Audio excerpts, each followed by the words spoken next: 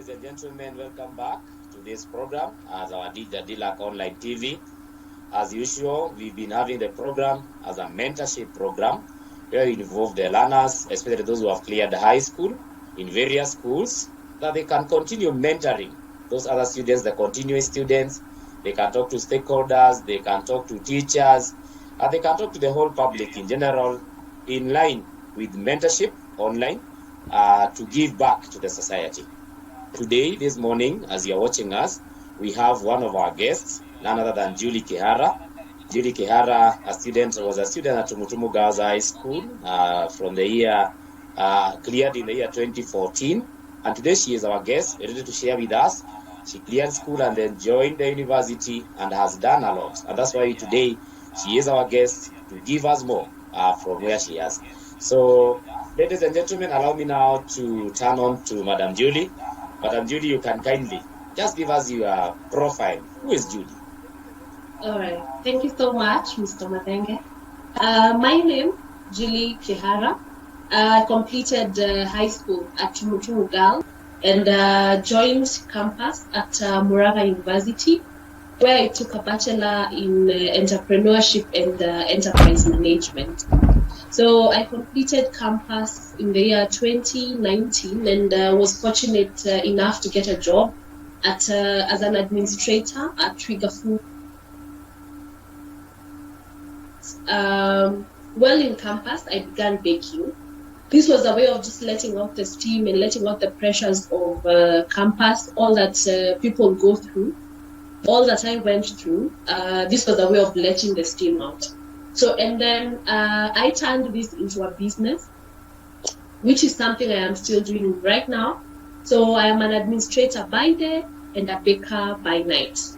And this is what I've been doing for the last, I would say, 8 years. Wonderful.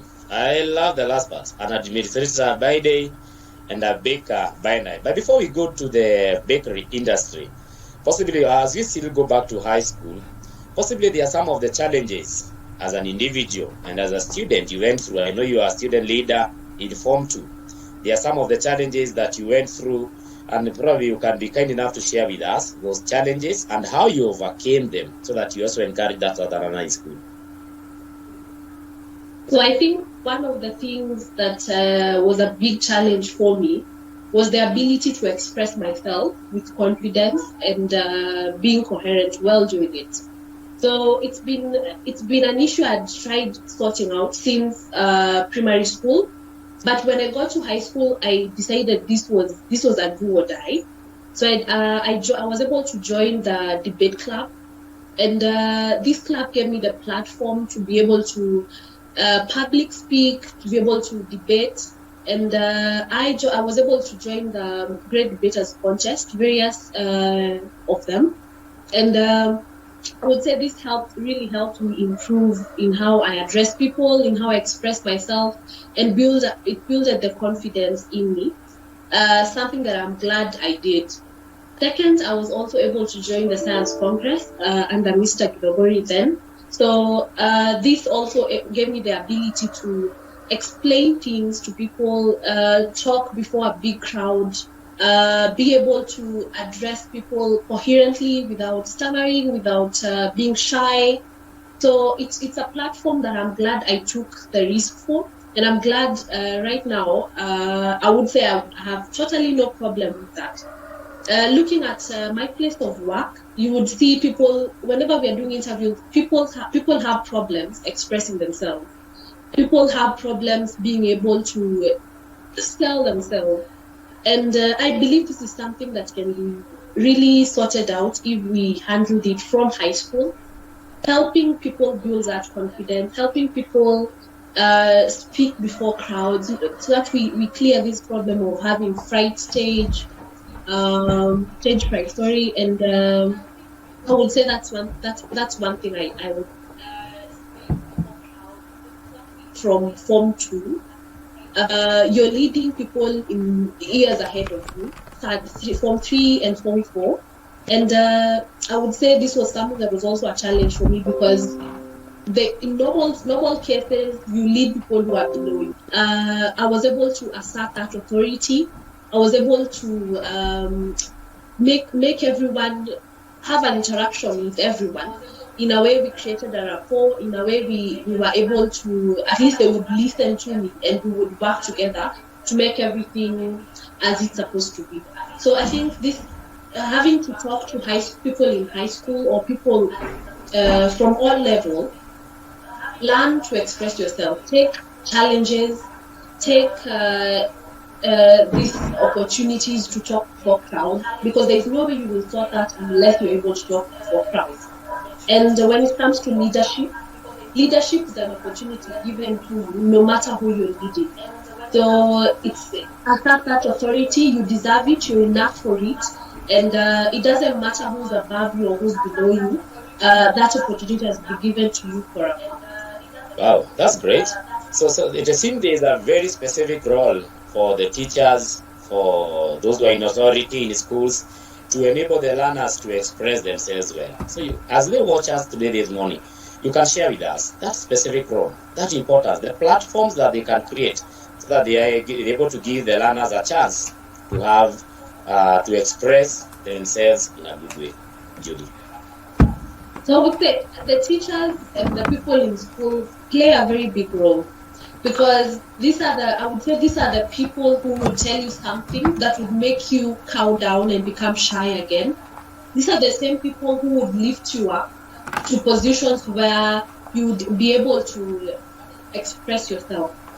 So I would say, one, having these clubs and platforms whereby we have either debate clubs, congress, public speaking forums, pick those students, nurture them, tell them they are good enough, help them in ways where they clear their low self-esteem, give them ways to improve their confidence. Whenever there's that student who's trying to speak out, don't lash them down just because he or she is not able to do it well. Just tell them they are doing great and make them improve. So I would say teachers really play a big role, because the moment you see someone not doing it right and then you just put them aside and go to whoever is doing it well, I think that's not the right thing to do. Give these people a chance, because they will need it later. Okay, that's great. So as we go back to while still in high school, what was your passion and what was your interest while still in high school? And has that one shaped what you are currently doing? Or are you doing a different thing from what was your passion in high school? So in high school, I would say yes. When it comes to whatever I'm doing right now, I wanted to get into business. I was really good in business studies. So this is the line I picked, is the line I would say I wanted to go into. When it comes to now my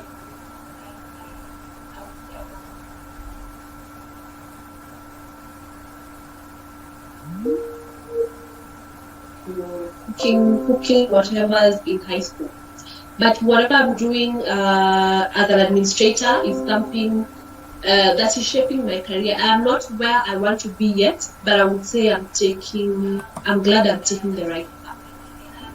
Okay, so as we said earlier, you are an administrator by day and you are a baker at night. And how did you get into bakery? How did you involve yourself, the passion in bakery? What made you to go to bakery? Is it a side hustle? Is it something that you started from somewhere you learned from a person? How did you get into bakery industry? So I would say I am a self-taught baker. YouTube has, if there's anything I would give applause to, is YouTube. So how I started was back in to bake, but just just for fun, just try out something. It doesn't work, it works. You guys eat either a good cake or a broken cake, which is okay. But during campus, being in a space where your parent is no longer controlling you, so you make your choices by yourself. So as a way of putting myself off from any peer pressure issues or keeping myself occupied, off from it, I got into baking. So I used to bake a few cupcakes, a few cakes, sliced cakes, and then supply them to a shop that was just where my hostels were. So that's where I just began getting a few coins, and then I saw this is something I would make a hustle. So I started advertising myself on pages of the university, and I got orders. And I used to bake this for any events we have in school, be it birthdays, be it club opening, be it any cake that you would need. That's how I advertised myself. But I used to learn. I would say I used to learn on the job because, like I said, I am a self-taught baker. So it would be anything that is out of the ordinary. I do a little research here and there, get what I need to tweak here and there just to get the perfect cake and order that someone has made, which is a decision I am glad I took. So after campus, here came the challenge. So I didn't know how I would juggle my job and baking.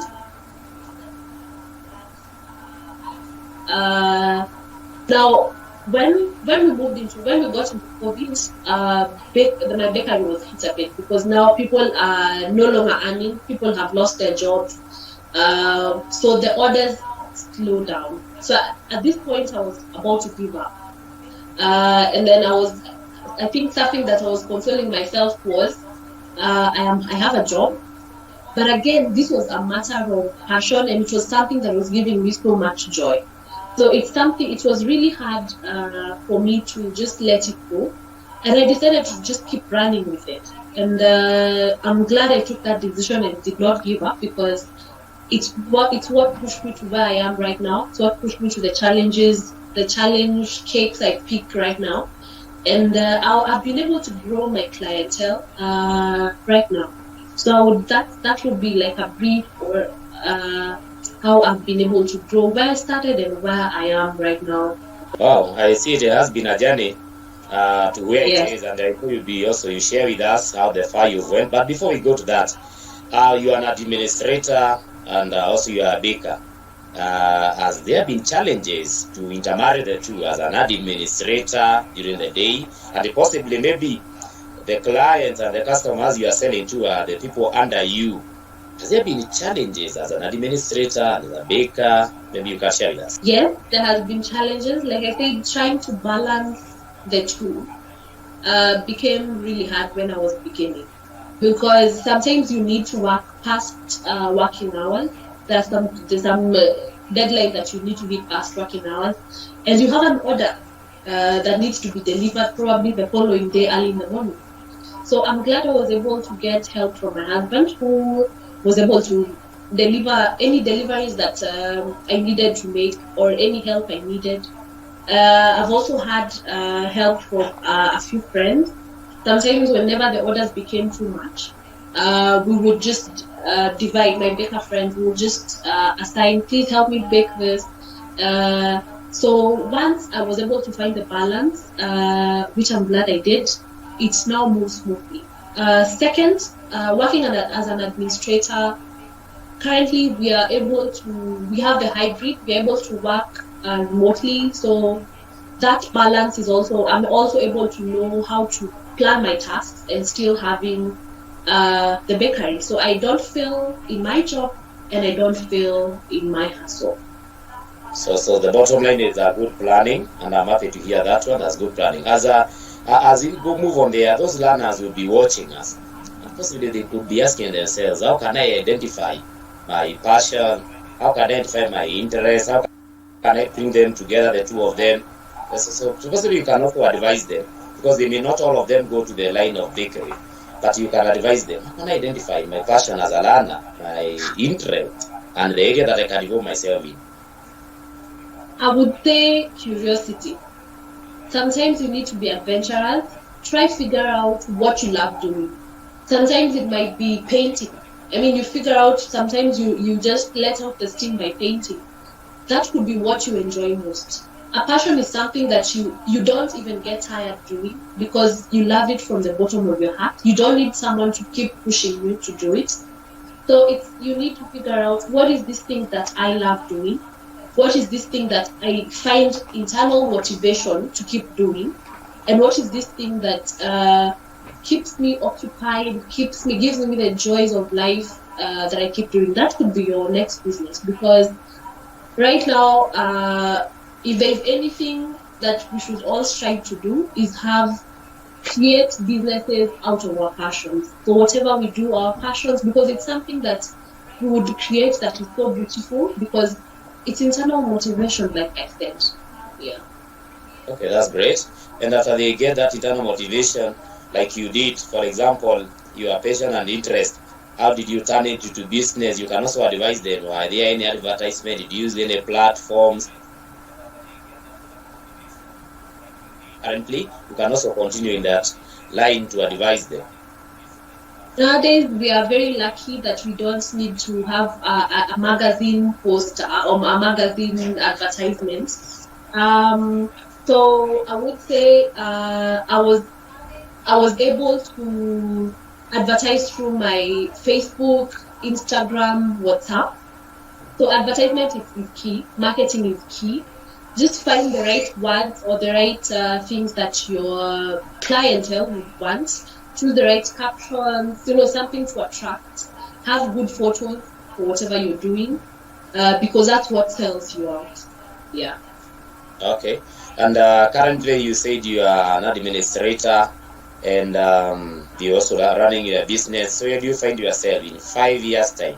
5 years' time, and what are the other aspirations? Probably you have some aspirations both for the administrator and also in the bakery industry. In 5 years' time, 10 years' time, where do you find yourself? So as an administrator, I would want to be in a position where I am in the C-suite category. C-suite being a chief of staff or an executive somewhere.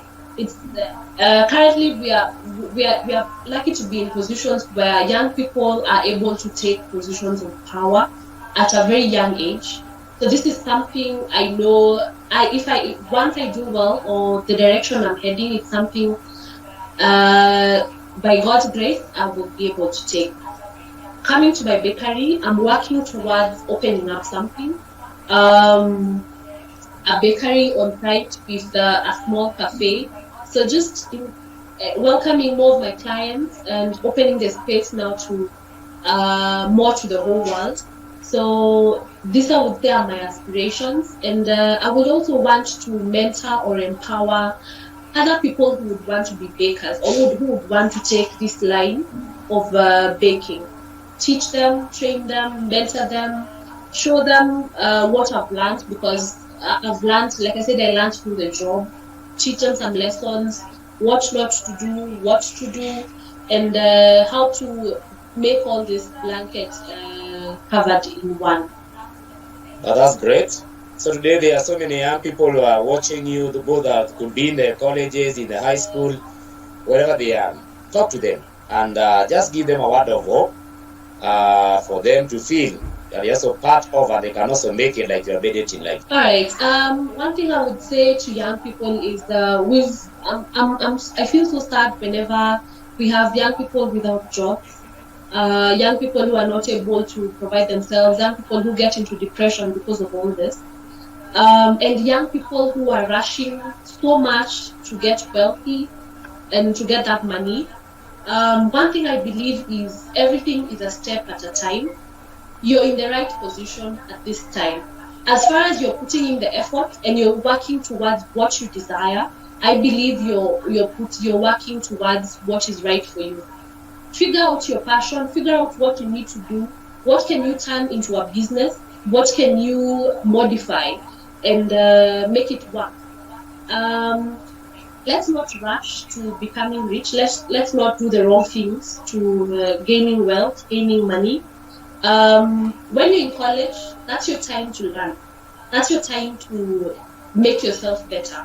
Use that time well. There's another step that is coming ahead for you to start looking for jobs. And when that time comes, then do the best you can when you get there. So everything a step at a time. Put the effort, the required effort. And do everything right. I mean, if you do everything right, then I believe things work for you. And believe in God. I mean, God solves everything in this world, everything that you need. He sets the path straight for you. Good. Great information. I know also your teachers could be watching you, and also your classmates, your schoolmates could be watching you wherever they are. Just a message to them, to your teachers, and also to your classmates wherever they are. So to my teachers, I am so glad you guys molded me to what I am today. Because if there's anything I believe impacted my life to what it is right now, is my high school life. Those 4 years would either break you or make you. And I was glad I had the best teachers. I remember Mr. Madenge taking my Kiswahili book every morning and returning it every evening with assignments. And that this is off the class assignment. This is just a personal assignment. So these teachers who put effort to students and who did the same to me, I am so glad, and may the Lord bless you. For my classmates, everything happens. I would say everything happens for a reason. Wherever you are, keep pushing, keep striving. This life, I would say, this life is what you need. You deserve everything you're having, and may every step that you take, may every effort that you put, be fruitful enough and be good to you. So that's it from me, Mr. Matenge. Back to you. Thank you. Viewers, today we had Julie Kihara, who cleared the year 2014 and graduated the year 2019 at university, an administrator by day and a baker at night, sharing her experiences right in high school and also outside there. So thank you so much, our viewers, for joining us. I also been joined by one of my colleagues, the convener of the meeting, Mr. Anyoka. Mr. Anyoka, hi to the viewers and also more about this program. To our viewers, hi. I am Wanyoka and I'm glad to have you people. Thanks to our moderator and to our guest, Madam Julie. You have just shared a good journey, and I know more are going to learn and emulate what you are doing. We wish you well in your endeavors and even in the future ones that are coming, and much good life in your family. I wish you well. Continue watching our program and also like it, share it, and also subscribe so that we can spread this gospel to as many people as possible. Thank you so much. Till next time, your program.